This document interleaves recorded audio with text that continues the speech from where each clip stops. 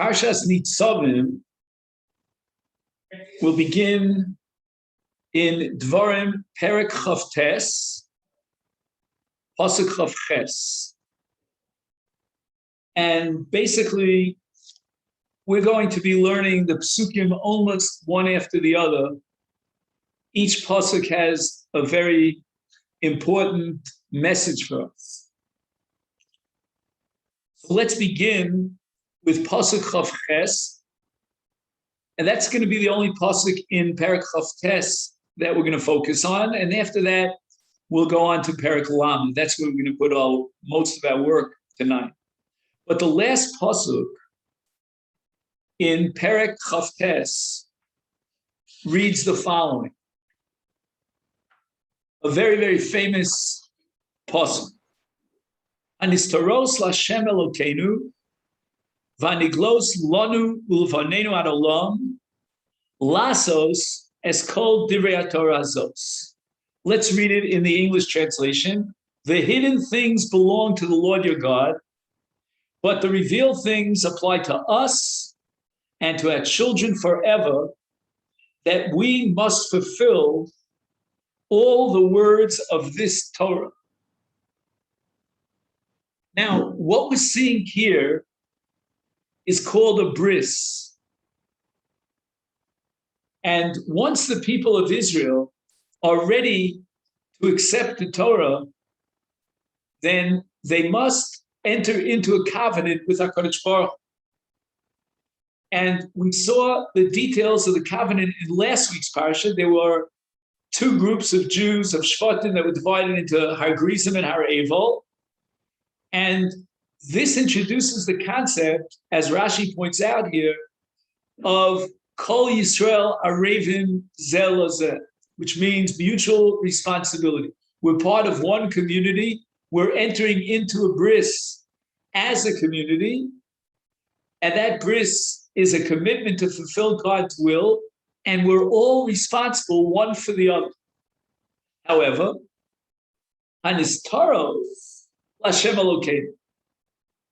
Rashi points out that what you have in your heart, if heaven forbid you have the wrong, ill feelings or intentions in your heart, that's called nistaros. I cannot be responsible for that. I cannot know what's in your heart. And therefore, Lashem Elokeinu. But our commitment is lanu ulvanenu, meaning those who are participating in the community of lasos, of asiyah, we can begin to see not what's in their hearts, but in their actions. So the emphasis here is the word haniglos lasos. So haniglos, that which is revealed, that which we're responsible for, is in the world of asiyah. And Rashi emphasized that now we've gone beyond the world of nistar, of inner feelings, thoughts, intentions. Now we're out in the objective world of action. And we see this in Tanakh over and over again. For example, after Yoshua crosses the Jordan, he reaches the city of Ai, and he imposes an oath on the people going out to battle that they will not take from the booty. And the punishment for taking from the booty was meted out. In Ai, they lost the battle, and tens of Jews died, all because of one Jew who took from the booty. His name was Achan. And that's the concept of Kol Yisrael Arevim Zeh Lozeh. This concept is a halachic concept. It has legal implications. For example, if we both share the same responsibility, the same obligation, then I can recite, let's say, a bracha. I could read a Megillah for you. I could recite Hallel on your behalf. You listen to my recitation, and I could be motzi you because Kol Yisrael Arevim Zeh Lozeh. And the essence of that principle is that I am responsible to see to it that you fulfill your obligation. Until I do so, I haven't fulfilled my obligation. So I have a personal chiyuv, not only in terms of my chovas gavra, but also to see to it that you fulfill your mitzvah. And until you do so, I have not fulfilled my personal obligation, and therefore I'm obligated because you're obligated. I share your chiyuv, and therefore I become a bar chiyuva. So let's say, for example, I already recited Hallel, but you haven't recited Hallel. How can I recite Hallel now for you if I already fulfilled my obligation? But the answer is I have not yet fulfilled my obligation, because arvus, mutual responsibility, means that until you have fulfilled your obligation, I haven't fulfilled mine. So I become a bar chiyuva in a magical way, according to Jewish law, because I share the obligation together with you, even though I already fulfilled the mitzvah. So that mutual responsibility, which is established here in Haniglos Lanu Lefanenu Ad Olam Lasos, is a halachic principle that has tremendous repercussions. It's not just what you call a theoretical construct. It's practical and it's real. Now, in terms of sin, we've been talking about mitzvahs like Hallel and Megillah and Brachos, but now we flip it over to sin. I'm responsible for your sin.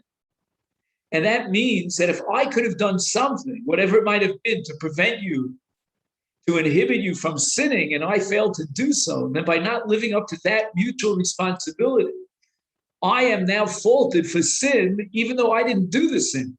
You committed the sin, and yet I'm considered at fault. And basically the principle here, both on the mitzvah side and the Avera side, is what we call identification. I identify with you and you with me.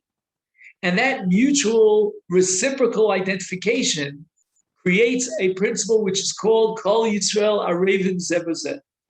But again, it only applies to niglos, not to nistaros, as Rashi points out, because I cannot be responsible for what is nistar, for what's in your heart. So basically, what this means is that the Jew does not live in isolation. We can take this one step further, and it can reflect on Jewish history. Wherever a Jew is, he's considered to blame, and all Jews are taken to blame by our enemies, our adverse nations, and they blame the entire people, the entire nation, for the sin of an individual. So that Kol Yisrael Arevin Zeh B'Zeh, which is a purely halachic construct, also has a psychological application. The Goyim don't know that Kol Yisrael Arevin Zeh B'Zeh. They never studied that halacha. But they do blame the entire people for the sin of the individual. And we saw this throughout Europe, in France, and in many, many other countries, where the sins and the iniquities of one individual Jew is cause to blame for the entire Jewish nation. And what that means is that we don't live in isolation. There's no concept of Robinson Crusoe with regard to the Jew. The Jew lives in the community, in the society, whether he likes to or he doesn't like to. He can try to run away from the Jewish society and lock himself up in a room. It won't help him. He's constantly called upon to be part of the community, and that's a demand. And what this means is that with regard to Kiddush Hashem and Chil Hashem, the individual is responsible for both. If he does good, and in the eyes of the Goyim, the Jew is now, wow, look what this Jew did. And there are many, many stories about how individual Goyim who didn't have a particular love for the Jewish people, but they met one Jew, they had even in their childhood, they say this about the former president of the United States, that in his youth, he had an Orthodox Jew who bailed him out in a situation that he found himself in crisis. And that's a Kiddush Hashem. On the other hand, if a Jew misbehaves, that's considered a Chil Hashem. The name of Hashem is identified with the Jewish people, but not just the nation as a whole, but with every single individual. So the mitzvah of sanctifying God's name is another example and a manifestation of Kol Yisrael Arevin Zeh B'Zeh, in which I live not as an individual, but as a representative of the entire community. That's the concept of shared responsibility, and it impacts on Chil Hashem as well, because there is a collective, so to speak, consciousness of the people of Israel. And if one individual is in violation, it really impacts on the entire community. The Gemara tells us a story about one of the families of Kohanim called the Bilga family. And they were what's called in Divrei Hayomim, one of the Mishmaros of the Kohanim. And the Mishnah tells us at the end of Masechet Sukkah that there were certain penalties, what we call knossos, that were imposed on the Shmeres of Bilga. They lost certain rights in the Beis Hamikdash. And why? Because one particular family was guilty, again, within the larger family of Mishmeres Gilda, which is made up of many, many different families, but one of those families was guilty in not raising their daughter properly. As a result, she married a Greek officer at the time that the Greeks were persecuting the Jews. Imagine a Jewish girl joining up with the enemies. The Gemara tells us how far this went. She was not only an apostate, but she went into the Mikdash.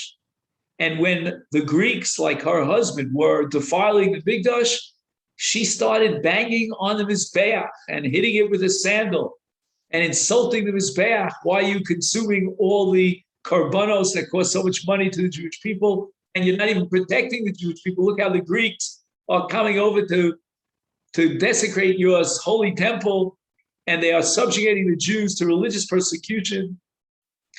And the Rishonim asked the question, and the Gemara really touches on the question, why is it that the entire Mishmeres of Bilga should be punished for the iniquities of one girl who came from this? So first the Gemara says, well, the parents were guilty.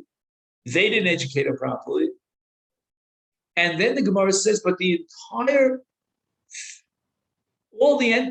enterprise of Mishmeres Bilga was punished, so that one family was connected to another, and there was mutual responsibility and influence. And it's very interesting because this concept of mutual responsibility expresses itself in punishment as well. As we saw in the case of Beis Bilga, the entire Mishmeres is punished. So that shared responsibility means shared liability. And liability means punishment, because HaKadosh Baruch Hu is a dayan, he's not a vachon, and he punishes for evil. And now he's going to punish the people of Israel for the sins that they could have possibly prevented, even though there were sins of other people. And here I'd like to open up to a pasuk in Sefer Bamidbar, just for a moment, don't lose the place. But if you open up to Bamidbar, Perek Tes Zayin, pasuk Chav Beis, you will see that in Parshas Korach, in the aftermath of the Korach rebellion, Moshe and Aaron pleaded with God, because the divine wrath was generated by the sin, the rebellion of Korach, and God thought to destroy the entire people of Israel. And Moshe and Aaron pleaded with Hashem, because if one man sins, you get angry at the entire community. So HaKadosh Baruch Hu, because of the power of the prayers of Moshe and Aaron, made an exception to the rule. And he only punished Korach v'Hadassah, the congregation of Korach, the 250 men who were swallowed up by the earth. But if not for the power inherent in the prayers of Moshe and Aaron, HaKadosh Baruch Hu, heaven forbid, would have let out his anger on the entire people. Which means, again, mutual responsibility and liability. The single person who sins, in this case Korach, and yet the community as a whole is responsible for his misbehaviors. They should have somehow induced him and influenced him to go the right way. So that we have now not just a consciousness of a single individual, but that consciousness of a single individual expands to include all his fellow Jews. And this is the tremendous fundamental power that's written here in this pasuk, that every individual Jew represents and is responsible for the entire Jewish community. Now we begin our main chapter for tonight, and it's Perek Lamed. We begin with pasuk Aleph. And the Torah says that when these things will come upon you, the blessings and the curses that I mentioned in the previous parsha, in HaGrizim, HaRav,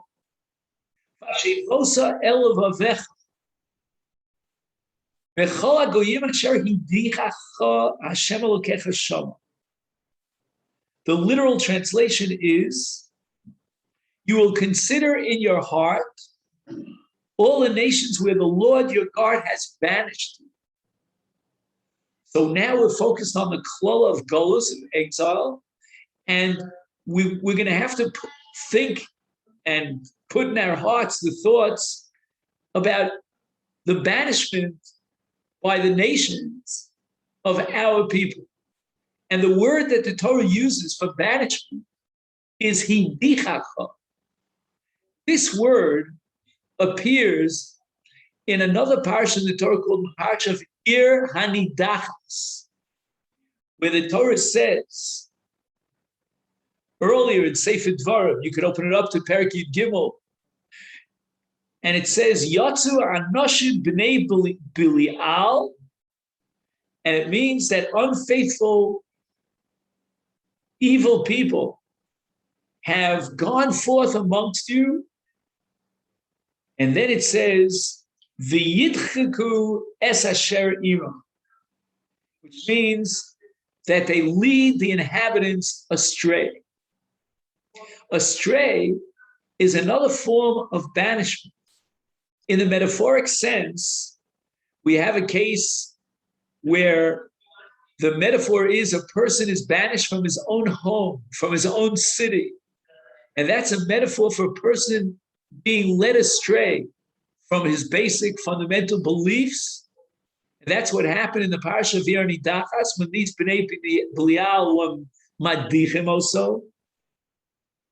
So that the word Dalid Ches Hey Docha means removing something from its place, banishing it, but it really means to turn it upside down and to change its beliefs, its opinions, its ideas, to have such a fundamental impact on a person's dedication to one God.